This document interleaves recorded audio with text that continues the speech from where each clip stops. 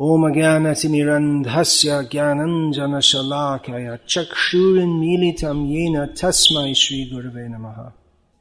Srimad Bhagavad-gita as it is, translation and commentary by His Divine Grace, A.C. Bhaktivedanta Swami Prabhupada, Chapter 3, Text 27.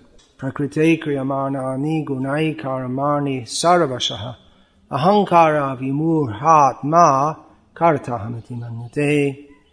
The spirit soul, bewildered by the influence of false ego, thinks himself the doer of activities that are in actuality carried out by the three modes of material nature.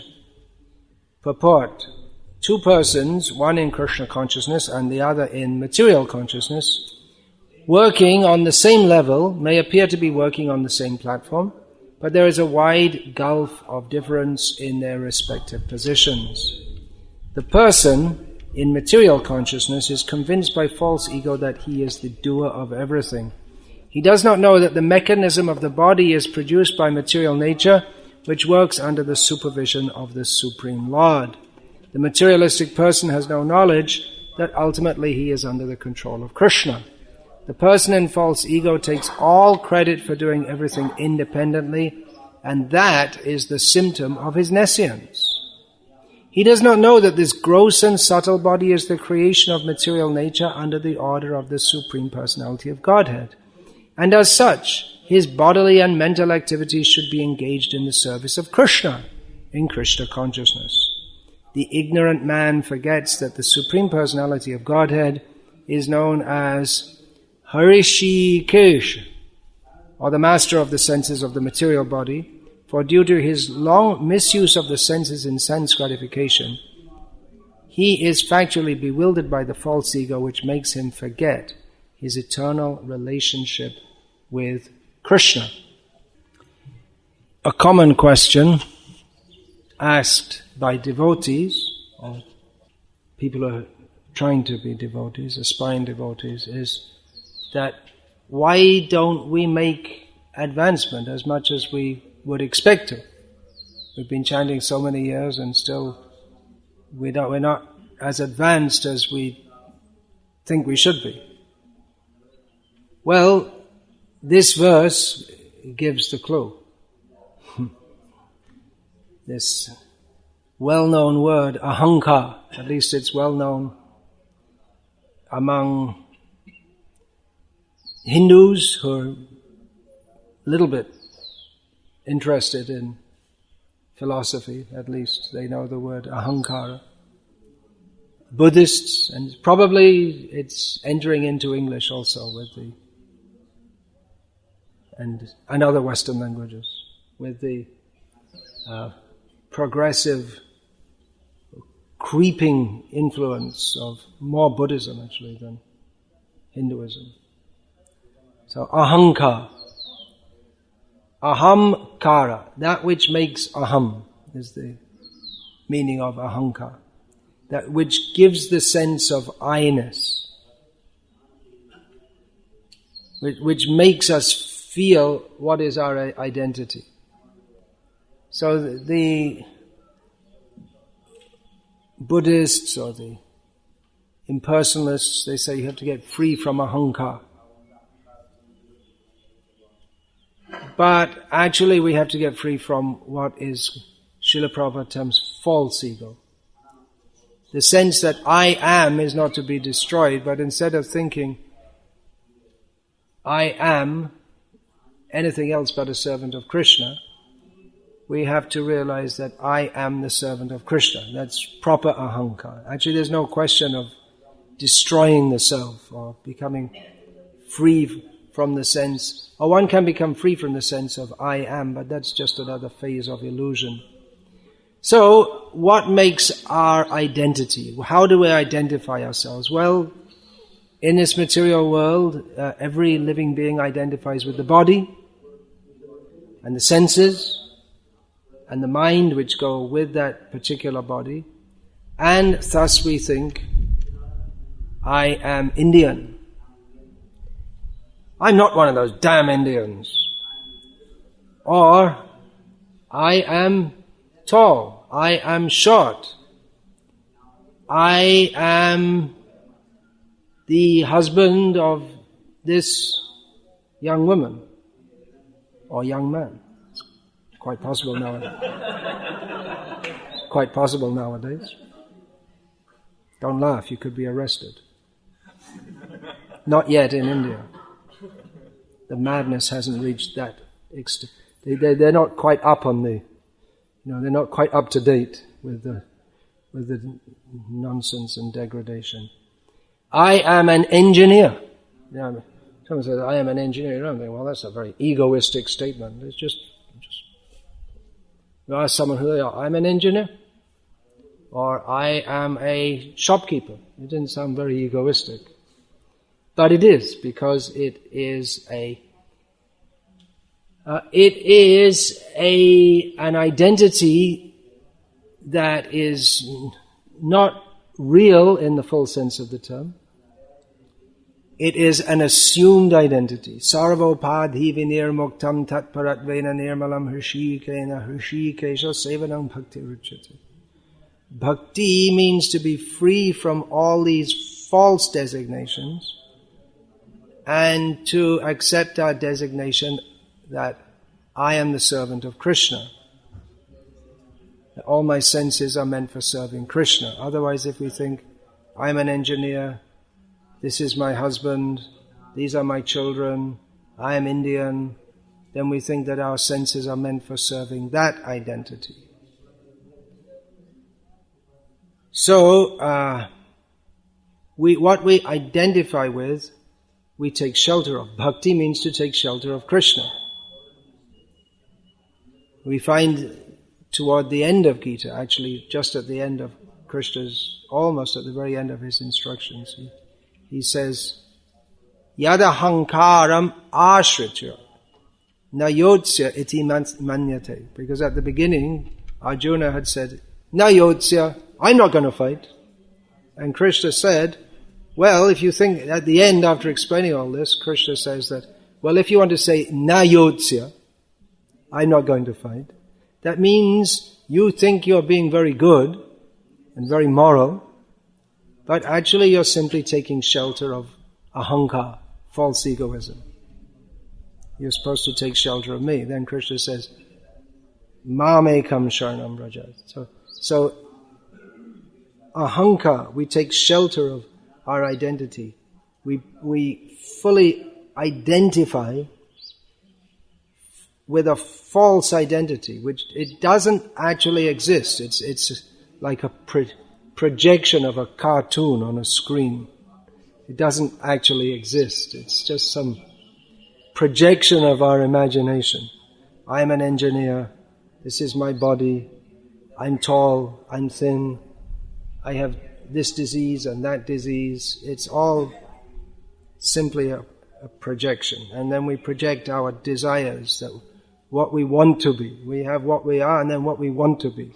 What we imagine we'd like to be. So this is all egoism. So everyone in this world is egoistic. But some people are more so than others. We may say of someone in Hindi or Bengali, we'll say they're ahankari. They're very egoistic people. Like children. Among children it's not that surprising. They become a little proud, you see. They want to show, I'm better than the other. I learn the lesson faster. And they become very proud. I know so much. But they're a little child. They know all, they're just in beginning education. They know almost nothing about anything. But because they know more than one or two other children around them, they say, oh, I know so much. But no educated person will take them seriously. See, I know how to multiply 3 by 3. Oh, see, and he'll go home and tell his father, who's an engineer and doing... Actually, they don't do any calculations themselves. They just put it in the computer. But at least they know the the mechanics of how to, which calculations to make, and all this kind of thing. So, the boy, and then the father will say, "Oh, very good boy." But if he doesn't think as the child thinks, that they say, now I'm so learned and intelligent. So this egoism among children, well, it's childish. Children can be indulged to a large degree in their foolishness. Children are expected to be foolish. But if someone remains like that throughout their life, and they never grow out of that consciousness, and they have I'm better than you, and you just see what I'm doing, then it's childish in one way, definitely foolish, and unpleasant to everyone else around. Because generally as people get older, they become more realistic, and they see that, pretty much everyone knows how to multiply 3 by 3, and so many people in the world, and I'm really not that great. I mean, most people don't go through the mechanics of thinking like this, but it's just part of growing up. But many people, you could say, psychologically, they don't really grow up. Some people, they remain like that. And their ego keeps them going. It's like the urge to prove themselves better. If we see all the great people of the world, except the saintly people, what is it that drove them to their greatness? It was ego. To show them, especially like a politician, a soldier,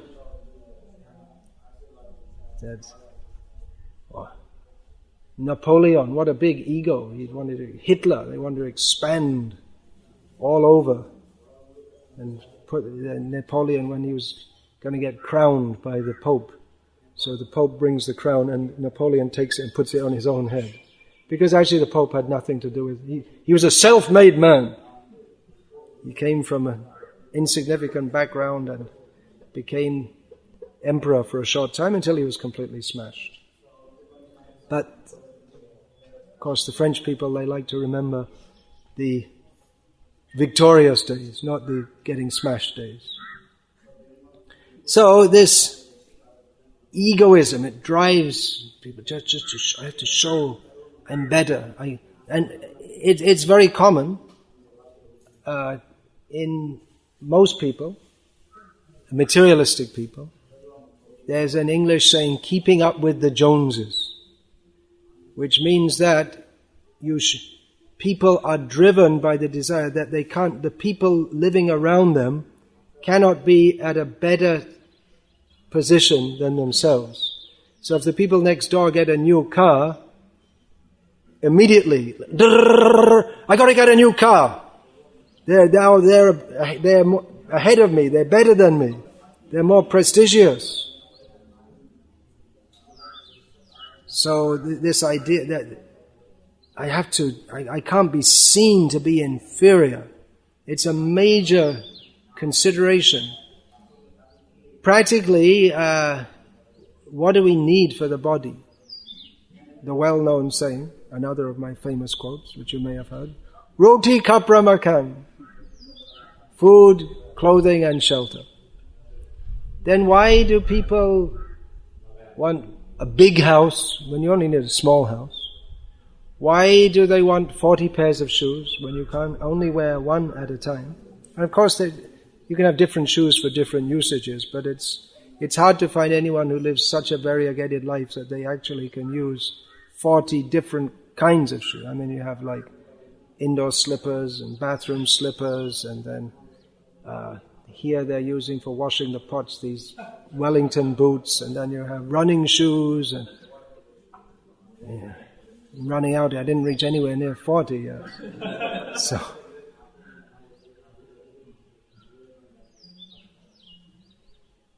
So why? Well, there's the desire for sense enjoyment there is there, but not only the desire for sense enjoyment, but to show oneself to others as being a more competent sense enjoyer than they are. Because that's the whole idea, to show that you're God, and God is the supreme enjoyer. So you have to, and no one's God, but you have to show to keep up your own illusion and to keep yourself satisfied. But there's no satisfaction in it whatsoever. That you have to show yourself to be better. And people, they go to great, put themselves through so much difficulty, working hard, long hours to earn more money, so that they can drive home at night and park a car in their driveway, which is up to their expectations, so that they can, when they say hello to the neighbors, and they see it in their neighbor's face, trying to look happy but not happy because his car is not as good as yours. And the person feels great satisfaction. Until the guy goes out and gets another new car, and it goes on. And on like this, keeping up with the Joneses. So this ambition drives people through life, and many people. And in modern India especially, tell people you have to be ambitious. You have to make something out of your life. You have to do something. Make your mark felt in the world. This ambition is just another name for ego, that's all. They say personality development is just ego development. That's all. How to stand up on a stage and that's called personality development. To project yourself as someone who's very confident in the assembly of envious people who want to pull you down, and somehow you can impress them in such a way that they feel, quite good. So this ambition, egoism, it's all rajaguna, to show I am better. I'm a better enjoyer. And it's selfishness. It's all connected. Ego, to show I am better. I have got more things than you. I'm better than you. So this selfishness, egoism, it all comes under the banner ambition. And it's what drives modern society and makes it so miserable, because everyone's selfish. That's the basic principle. So the materialistic people, be ambitious, make something of yourself. It means be an egoistic pig. Be selfish, and that's considered very good. And we see in the modern age that people of character, no one cares for them. But if someone is an expert enjoyer and they have lots of money, like some big film star, and people, very great person. What is their greatness? Almost always they're degraded in their character, highly puffed up, and people think, I'd like to be like that. So, therefore, Prabhupada, he said when the mother of one of his disciples, who was a young man at that time, came, and she wasn't very happy with Prabhupada because her son had left university education to join the movement. But anyway, all the kids were leaving university education at that time. Prabhupada, join Prabhupada or not. But she charged, one of the charges, she was somewhat polite. One of the charges she made against Prabhupada is, you see these people here, they're not ambitious. And one of Srila Prabhupada's disciples who was there, who was well known for butting in and saying things and not listening to what Prabhupada would say, he said that, actually they're spiritually ambitious. He didn't wait for Prabhupada to speak, he gave the reply. And Prabhupada said, no ambition. Not even spiritual. There's no such thing. No ambition. No ambition. Prabhupada equated ambition, with non-devotion. So we see that people who are good at something, they generally tend to become proud. Prabhupada even wrote in one letter, he said you preach to the students, they may be a little proud, and anyway, that's all right, they deserve it. They have some right to be proud, I guess. People who are better at something than others, and they know it, and they want to show it. So people like that. There was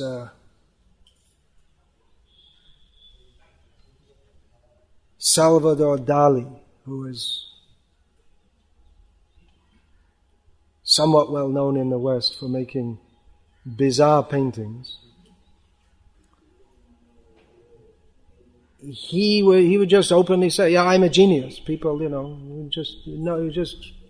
I'm a genius. What for? For making some paintings, and that's all. John Lennon, of the Beatles fame.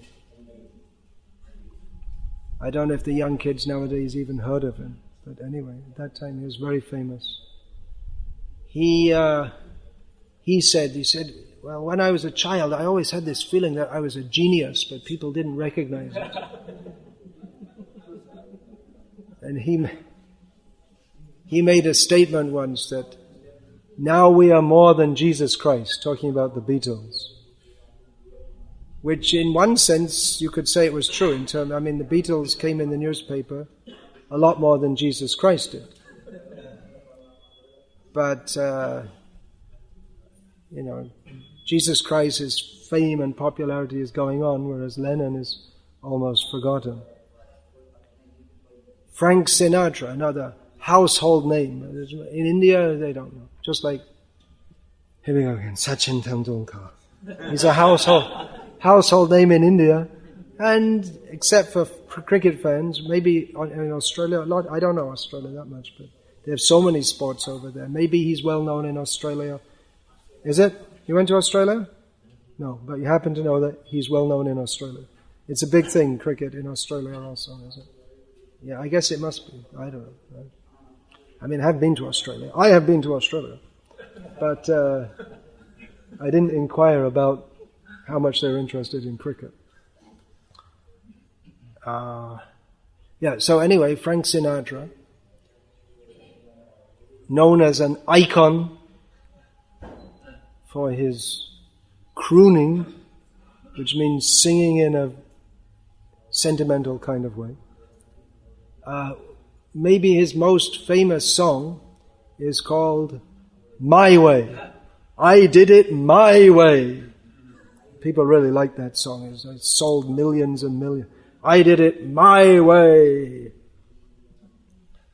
So we're told when his genitals ran out of power, he got some monkey testicles put on so he could keep on doing it my way with the help of some poor monkey who got castrated so he could go on doing things his way. So, just gross egoism. But that's considered like, I do it my way. That's considered like, wow, that's really good. And in America still they have this illusion, people have the illusion that, we're all independent and we're doing it our way, and the Marlboro advert, the man riding on a horse in the desert alone, and this illusion that, we're all independent and we're all free and we're doing as we like.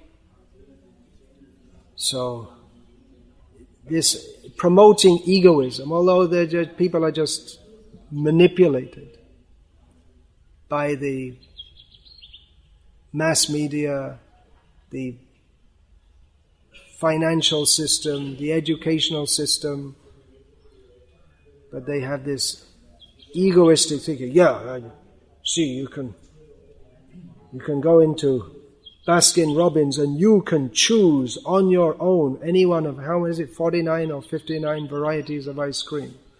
I did it my way. I chose, my free choice.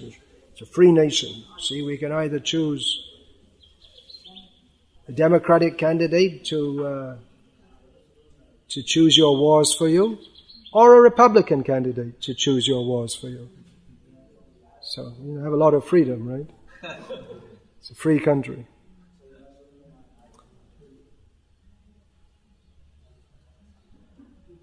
So this egoism that I'm better than others, I have to show others. Once I was on a train and there was a heart surgeon sitting next to me. He said, "Well, I saved so many lives. People worship me like God." So we often hear this.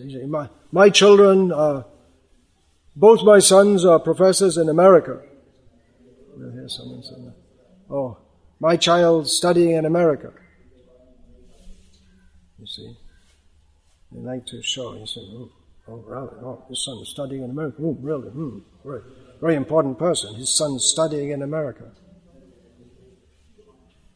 Or even in a very small circle, there may be someone who's just like, for instance, some minor sport, like, for instance, croquet, which is something similar to golf, I guess, but it's usually played by old people.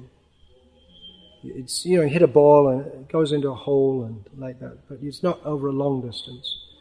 So I guess they have the World Croquet Championships, and whoever is the best croquet player in the world, among the croquet players, he's a big man or woman, whatever. See, when he comes into the croquet club, some people breed pigeons, and then they have pigeon races. So among the pigeon racing community, the best pigeon breeder, he walks in and he's on the Pigeon Breeders magazine, his picture will be on the front page, and see what a big, the greatest pigeon breeder in the history of the world. Among their own circle, they think or someone walks in, you see, this is the president of Lithuania. The whole country is less population than Salem district, but it's the president of Lithuania, and he gets a seat in the United Nations, and they have a vote and everything. President of Lithuania. So like this. It seems to me like this Rotary Club and Lions Club, they just formed it so that the people can come and they can praise each other like that, because they didn't get anyone to praise them, so they make a club in which they all praise each other. So people like that. And even dogs and cows and elephants and horses, they also have their ego. The head cow, she knows this, she's in a group, she's the head, and everyone else knows it. And if any of the other Matajis get out, she'll knock them out of place. She has her place. It's usually like second. They go in a line, she usually comes like second, like she has the president goes in his motorcade and they have someone in front and then most of them behind them. So like that. Even, there's so many examples. I remember this is in the early 1980s. I was supposed to be trying to get Prabhupada's books translated into different languages, Tibetan, Newari, Lao, Khmer, all these obscure languages. So we didn't have any devotees, and we had to try and find someone who would translate it, and then we had to try and find someone to check it, and actually, I was also overseeing Nepali and Thai, and all. It was in Prabhu Vishnu Swami's sub-zone, you could say.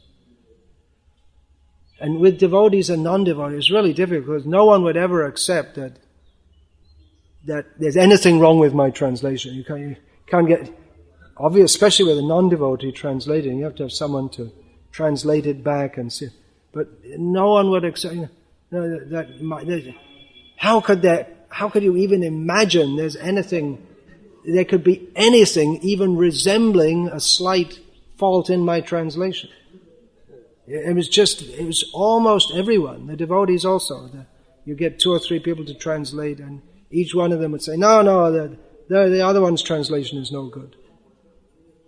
And it's very difficult. I don't know any of the languages. I don't even know how to read them. I never even heard of them until I was asked to get the books translated in those languages. And you're dealing with all these big egos, and you just want to get some books there so people can take benefit. But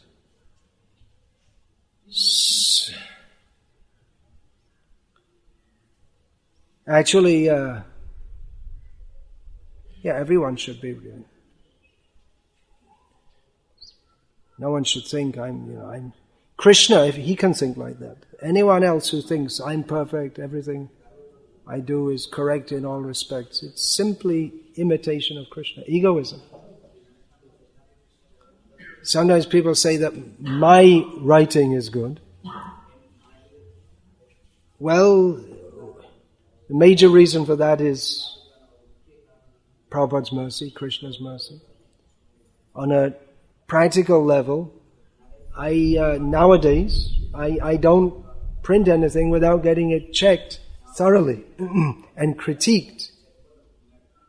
You have to be ready for someone to say, hey, come on, this statement doesn't make sense, or it's wrongly formed, and you have to be ready to change it.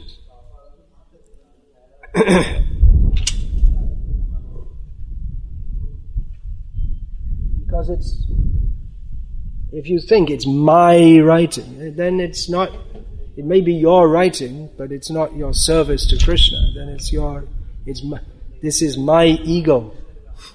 This is a manifestation of my ego. And mostly all these, what is these? They praise the artists, like Salvador Dali, all this. What is it? On the screen is just they've vomited their ego, that's all.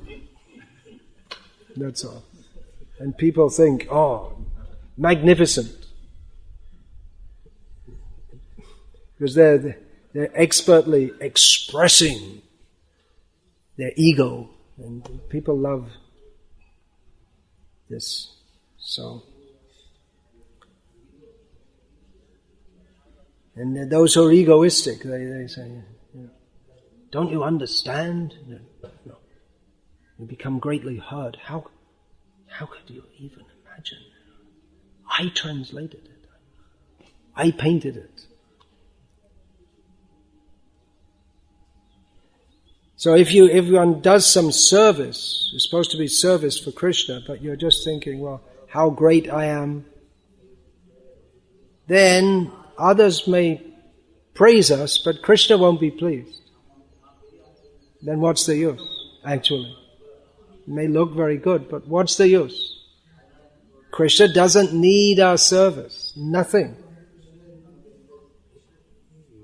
We have simply got the opportunity to serve Krishna, that's all. But if we think, well, I'm doing so much,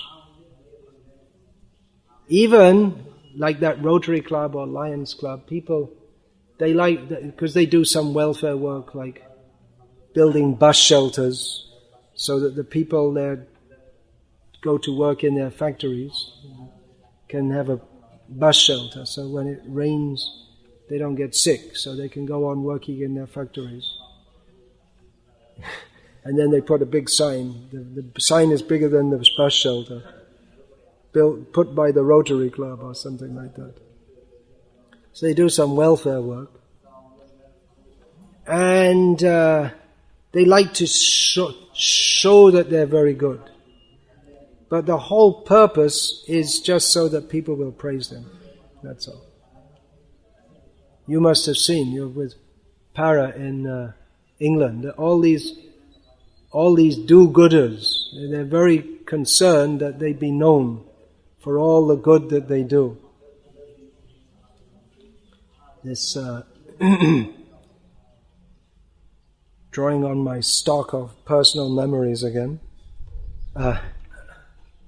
Years ago in Bangladesh, there was one devotee of sorts from, I think she was from America, and she gave a little money for building some building, supposed to be a school or something, in one village in Bangladesh, and then she made even before it was completed, she made a movie of it, of herself walking around the school with all the village people, and then she went back to the West and she was showing that everywhere. And the movie was called The Angel of Bengal. She hadn't really done anything, but people from that distance, they don't know what you're doing. So you can show yourself and advertise yourself as being a great welfare worker. You do so much good for others. So often people, years ago, there was, years ago, all in the past. So one god brother of mine, he told me he was in contact with some businessmen in Bangalore, and one of them, he was a self-made man, and he'd become rich, and he got all that he needed, and now he needed some prestige. This is how my godbrother said. So he's building a school, a charitable school, and he wanted this devotee to be on the advisory board or something. There's an American devotee, so if you have on your advisory board an American, it's more prestigious. So now he's got everything that money can buy him, and now, as my godbrother put it, he's buying prestige, buying a good name, like this. So often people who they like to appear good than actually be good, but it's all ahankar. Just see me. I'm doing so much. I'm doing so much to help others.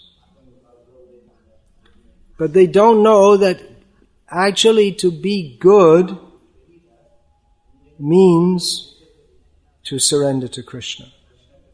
That's the real meaning of good. That's why Krishna said to Arjuna, if you don't follow what I say, then it's simply ahankar. Kartahamitim ahankara vimudhatma. Out of ahankar we become a great fool and you think, I am doing. But what can we do actually? We can desire. And if Krishna allows, that desire may be fulfilled, that's all. Otherwise we have no power to do anything. But we think, I am doing. Krishna is this upadrashtanumantacha. He sees our desires and some things he allows. All right, you rascal, you become king until someone assassinates you. So for some time you can have the power. But then he is bharta bhokta maheshwaraha. He's not only upadrashta ananumanta, he's not only seeing and allowing, but he is the support of all this material energy. He is the enjoyer. He is the actual controller. We can only have the illusion of being the enjoyer. And Krishna allows us to enjoy, or I am the doer.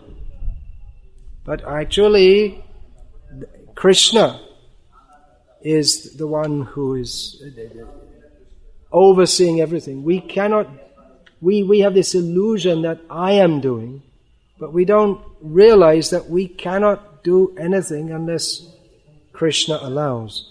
Another way people are puffed up is not because of anything they did in this life, but because of some advantages accrued from a previous life. As Kunti Devi says, Janma Ishvarya Shuta Shribhir Edamana Madapuma Naiva Hathabidhatum Vai Tvam Akinchana Gochara. People who from a previous life, they get the qualifications of respectable birth, opulence, intelligence and learning, bodily beauty. Kunti Devi had them all herself.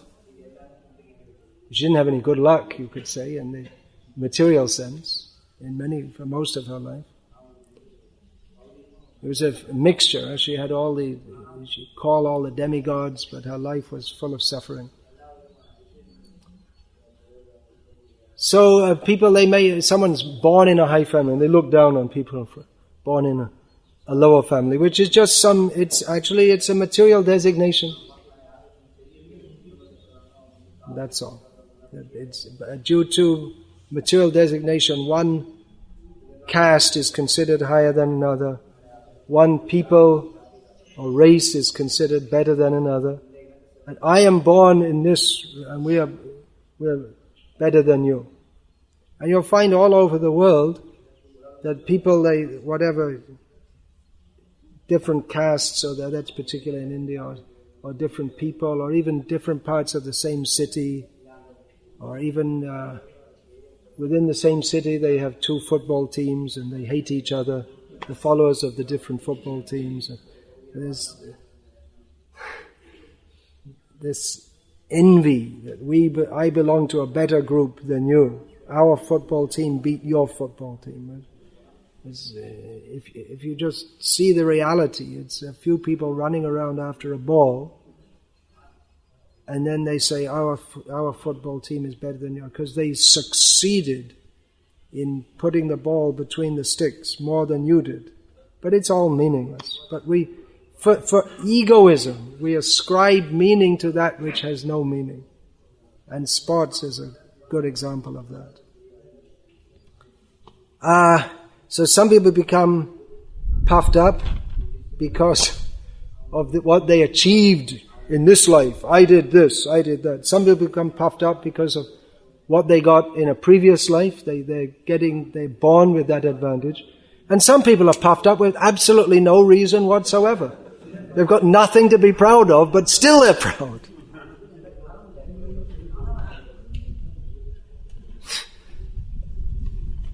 So Chaitanya Mahaprabhu teaches us, Trinadapi sunichena, taroriva sahishnana, amanida manadena, kirtaniya sadaharihi. Easy to say.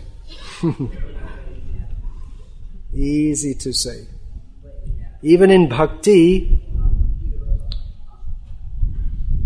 it's quite common that those who are good at getting things done, they may become proud also. I am a great preacher. I'm a great mridanga player. See, I play band. I'm a great singer. I made so many devotees. Or, you see, I gave up so much to become a devotee. I had a big business. I had a great career. I gave it all up. I mean, sometimes devotees even say these things. It's surprising to hear. It sounds to me like childish. That they actually, I'd just like to let you know, as if we hadn't heard it already 2,000 times, that I was an engineer, a doctor, and this and that. So, here's another one. See, I'm a very close associate of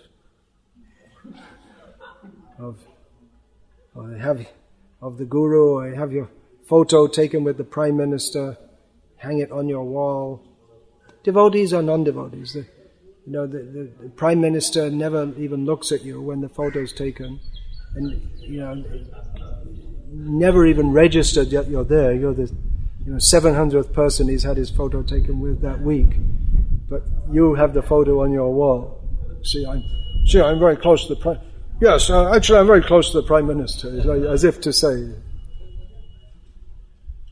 So like this, all ahankara vimudhatma.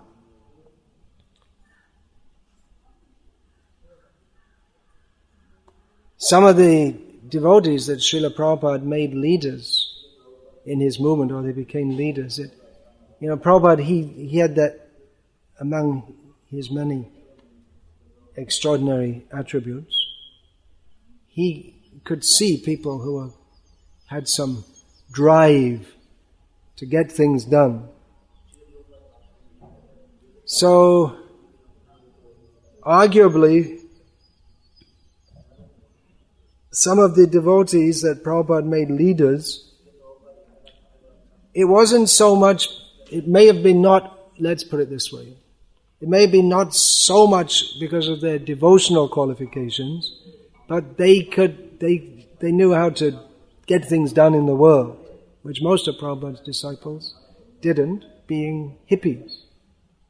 Hippies means they prided themselves in being unworldly in all respects. So those who could organize people, and organize the Sankirtan parties, and get books printed, and get the temple cleaned in the beginning, and then gradually it expanded into a whole worldwide movement. So those who Srila Prabhupada gave position to execute the position of a leader, you don't want a dreamy sadhu who's just out there in the ether somewhere, but someone who's got his 2 feet on the ground, as the saying goes, and they're capable and focused, strong-minded. But then, Prabhupada, he gathered around him as what you could call his inner coterie, more devotees who were doers than dreamers. Because Prabhupada, he wanted to get something done. Not that he was in the mood of kartaham, but in the mood of we have to do something to serve Krishna. And we don't see that Prabhupada, he tried to smash out the egoism in those who, because many of those who were the doer types, arguably they were quite egoistic also. Because if you have I can get things, Prabhupada, I'll get it done.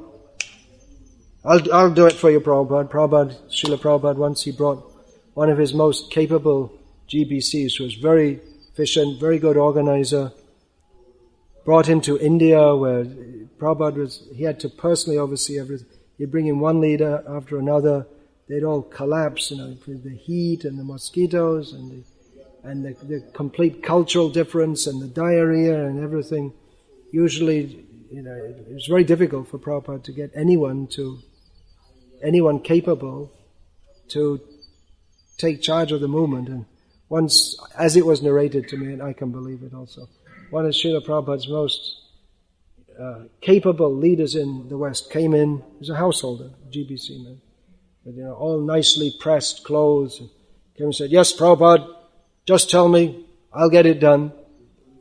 And within the course of the next 2 weeks, you saw gradually his confidence decreasing, and his clothes, they looked less and less smart, and in 2 weeks he was gone. He couldn't take it anymore. That was it. It was too difficult for him.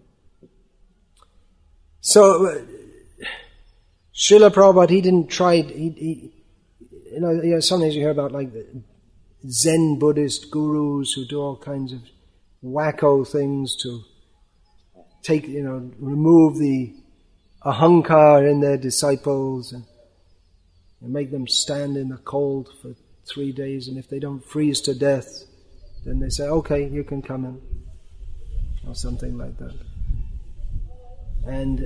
But Prabhupada didn't do that. He engaged devotees in devotional service, and he insisted that, okay, you do your devotional service, you get all your things done. Prabhupada wanted that done. He was pleased with that, but he also insisted you come and hear every day. You attend Mangalarti. He said your first duty as a leader is to see that everyone attends the Mangalarti, 4 regulated principles, 16 rounds. That's your main duty. Then on top of that, that's quite an achievement in itself. On top of that, if you can, you have to preach and get books translated and books printed and so many things. But the first thing is this. And it said the leaders, they had to set the example personally, because Srila Prabhupada is confident that if people apply themselves to the process of bhakti, that they will become purified. Sometimes Srila Prabhupada attacked the ego also in different ways. Nice, you could say nice ways, and shocking ways also. There's, with Tamal Krishna Maharaj once there's that. Tamal Krishna Maharaj was known as a great doer and as a very strong-minded leader. So once Srila Prabhupada called Tamal Krishna, I think he was a householder at that time, to take prasad with him, with Prabhupada, which was practically unheard of. Then afterward Prabhupada he brought Tamal in, as he was called often. There was this painting of all the Vaikuntha worlds, and then the Mahavishnu, and then one universe, and Prabhupada gave like a tour of the universe. So here are all the Vaikuntha worlds, and then in one small, vast expanse of the Vaikuntha worlds, in one small corner Mahavishnu is lying there. From him come so many universes, and in each universe there's a Garbhadakshay Vishnu, and in half the expanse of the universe there are all the planets. Within all the planets there's this one small planet called Earth. On this small planet called Earth there's this country called America. Within America there's this little city called Los Angeles. Within Los Angeles there's this neighborhood, Culver City or whatever, wherever they were. Within that Culver City there's one street, and within that street there's this little house, and within that little house there's Tamal Krishna thinking he's the Lord of everything.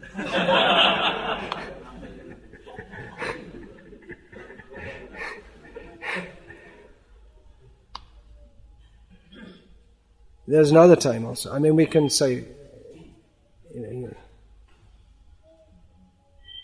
we can say, I hope that people don't misunderstand this, that I'm like trying to posthumously get on the case of Tamal Krishna Maharaj, but Srila Prabhupada did invest a lot of mercy in him that we can learn from. So one time Srila Prabhupada, Tamal Krishna Maharaj had built up the whole Radha Damodar party, and then Prabhupada said, you just go to China, you leave all that and go to China. And Tamal Krishna Maharaj said that, what about all my buses, all my men? Prabhupada said, you don't have any buses, you don't have any men, they're all my buses and all my men. So like this. But generally,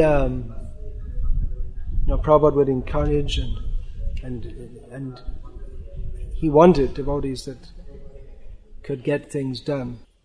Shall I stop or shall I have a late breakfast? Have a late breakfast, okay. Yeah, so Prabhupada stressed that, because with the understanding that even if there's a lot of ego, if there's some bhakti and the stress is given to the bhakti, then bhakti will purify. So Srila Prabhupada had that confidence. But especially after Srila Prabhupada left and his personal supervision of these strong leaders, only he could lead them. That's the title of one of the chapters in Prabhupada Lilamrita, like the hippies. It was like, do your own thing. That was one of the mottos of the hippies. Again, it's like my way, very egoistic. They don't accept anyone's guidance. It's just completely egoistic, actually. So Prabhupada, only he could lead them. So after Prabhupada left, some of the strong-minded leaders, in their zeal to spread the movement very widely, there was a very competitive mood among the leaders to show who could be the best and distribute the most books and have the biggest zone and have the biggest temples and all this. So in their zeal to expand the movement, they often cause trouble to others. And because after all, strong-minded people or egoistic people, they can do many things, in Krishna consciousness also, but they can be very troublesome and difficult to live with. Often they become unpopular. Or sometimes it's like they're popular because they look very attractive and the way they do things. But then when people come closer to them, and they become discouraged when they see that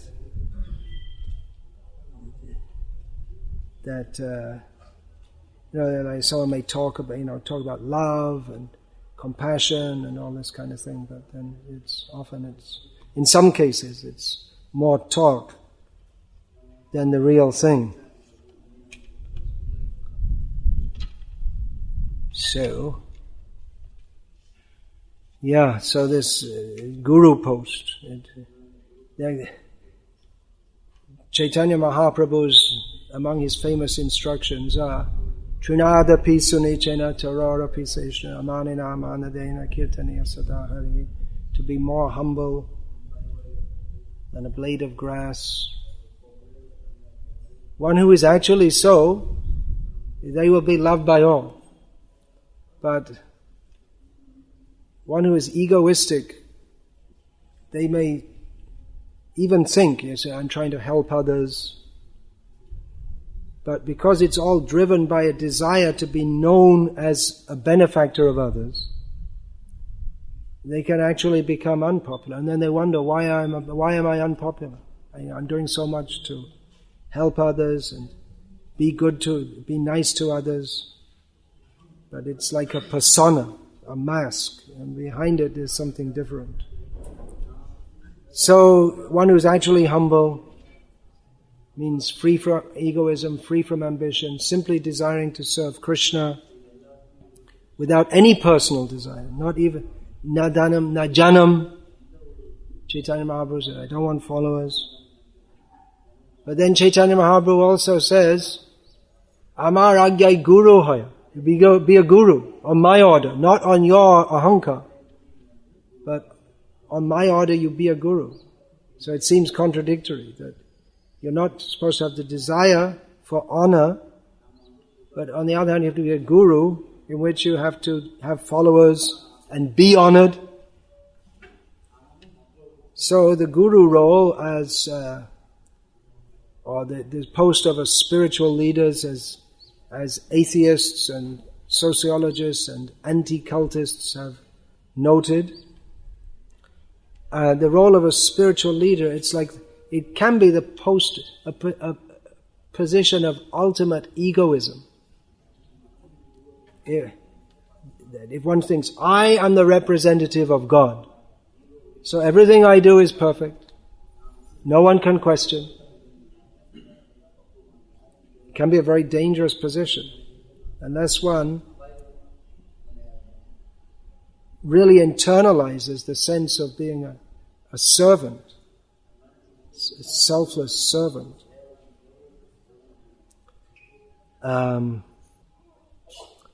Otherwise, one can do and say all the right things, like in a drama.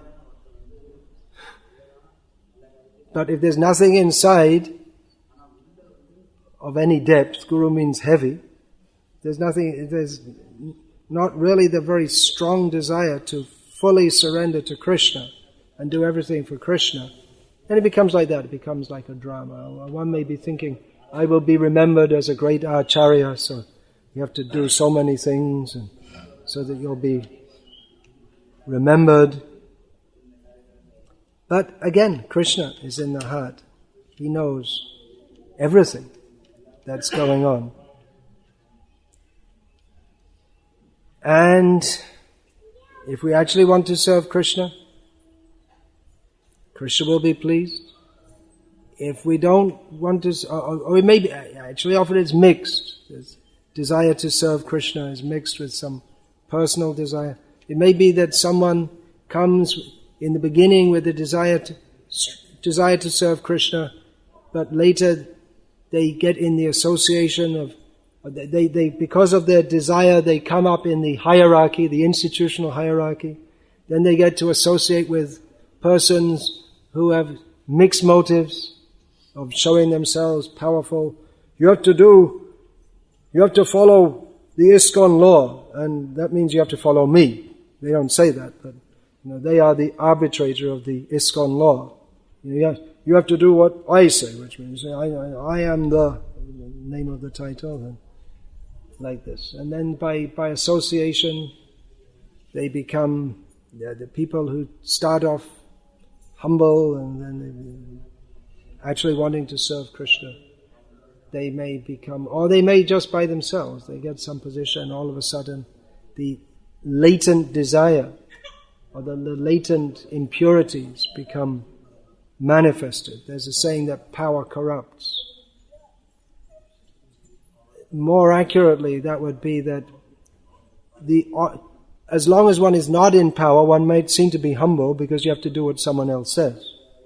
But when you get the opportunity to, when there's no one checking you, then all the impure desires, you can indulge in them. So we can see what someone's character is. There's some quotation I saw, I can't remember who made it, years ago someone said that you can actually judge the character of a person by how he deals with people from whom he has got absolutely nothing to gain. Interesting observation, huh? I have to find my way through the jungle of my notes. Yeah, and so once someone is in some position and they have this kind of egoism, they won't listen to anyone.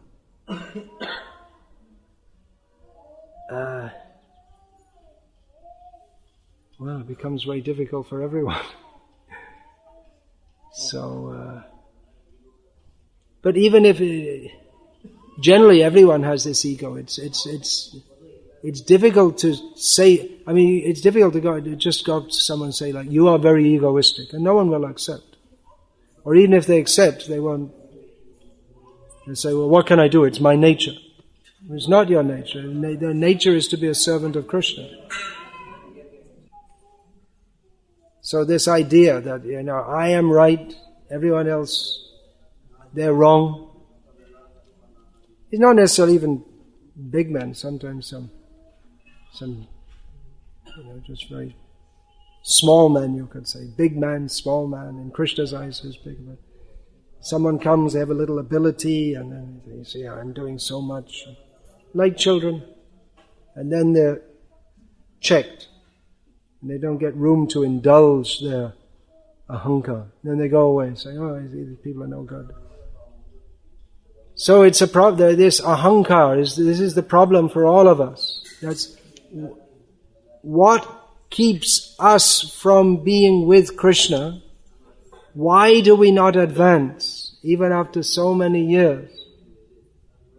Is because we maintain a sense of identity different from that of being a servant of Krishna. And even within devotional service, if we think, I am a great preacher, I am better than others, then that separates us from Krishna. So what to do about that? Well, I'm not going to talk about that now, because we're over time. Maybe another time I can speak about that. But that's the analysis that Krishna gives.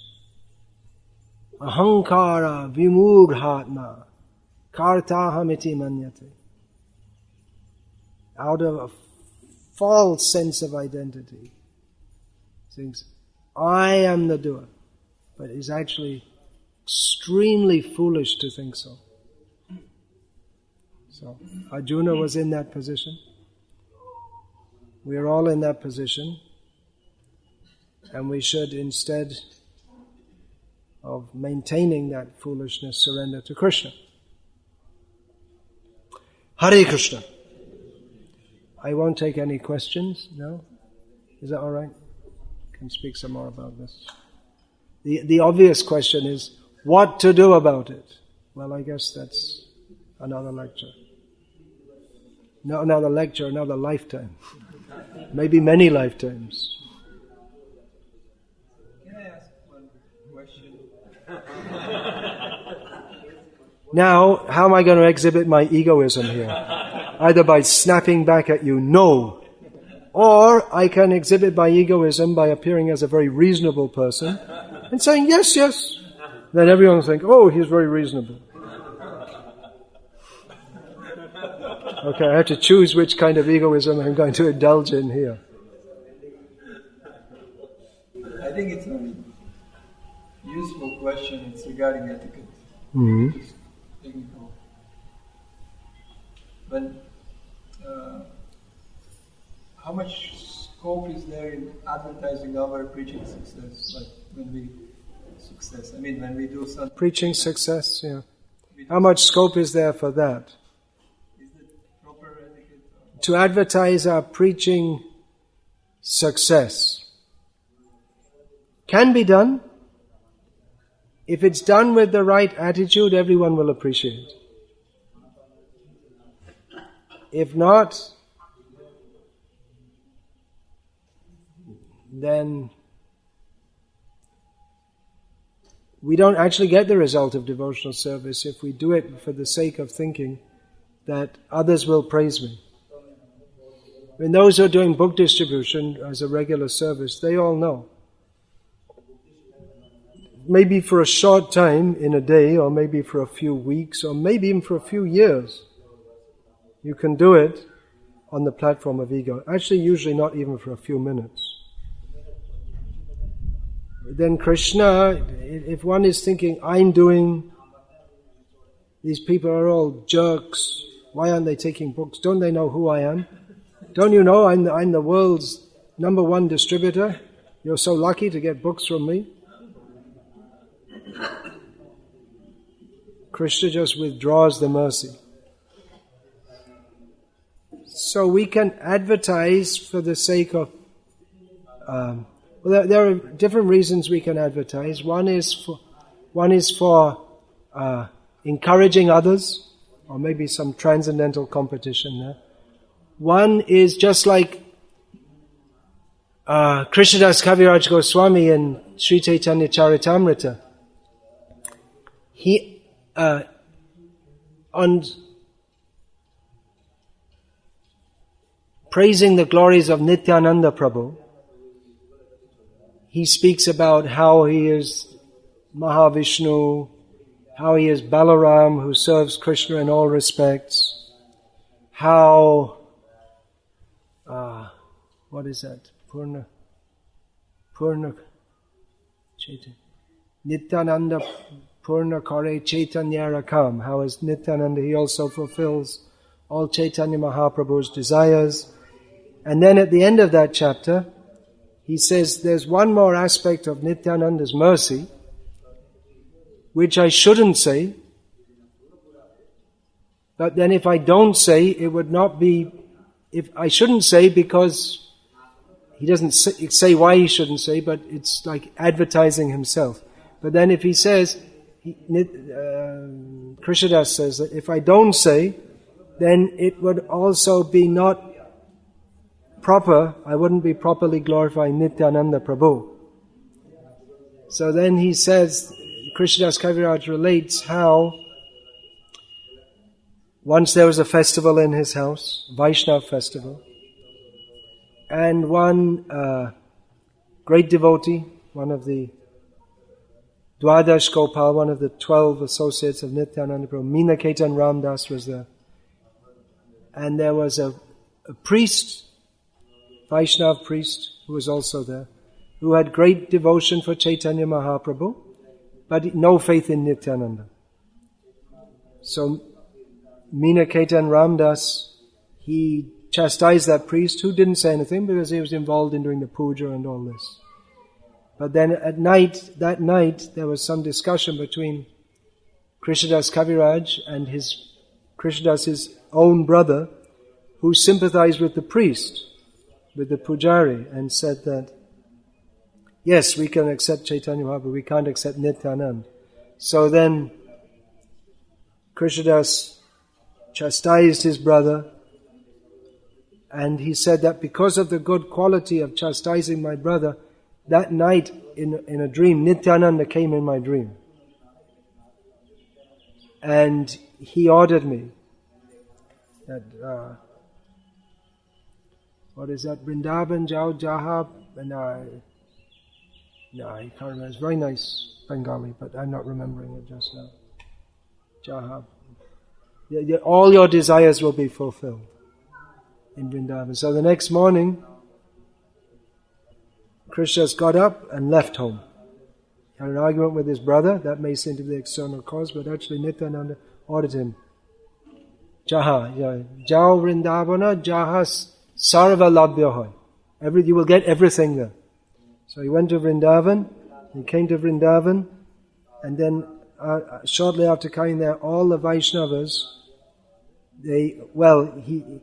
all the Vaishnavas ordered him to compile Sri Chaitanya Charitamrita, the later pastimes of Chaitanya Mahaprabhu. So he said Krishnadas writes that in Vrindavan, I got the shelter of Rupa and Raghunath and all the great Vaishnavas. I got the mercy of Madan Gopal, the deity, and by all their mercy I'm able to compile this Chaitanya Charitamrita. So he describes the great mercy of Nityananda Prabhu upon him, not in a manner of praising himself, but in a manner of praising Nityananda Prabhu. So in that way, if we don't say some kind of humility, if we don't describe our preaching and what successes are there, we may think that's humility, but another way it can be egoism, because we're thinking, I did it, and therefore I shouldn't tell anyone else. It's humility based on egoism. But if we say, just see the mercy of Prabhupada, so many wonderful things are happening. In that way we can do. So by not saying, just like Krishnadas Kaviraj, he wrote, if I don't tell this, that will also be a fault. So it's very subtle. What is the position of our mind?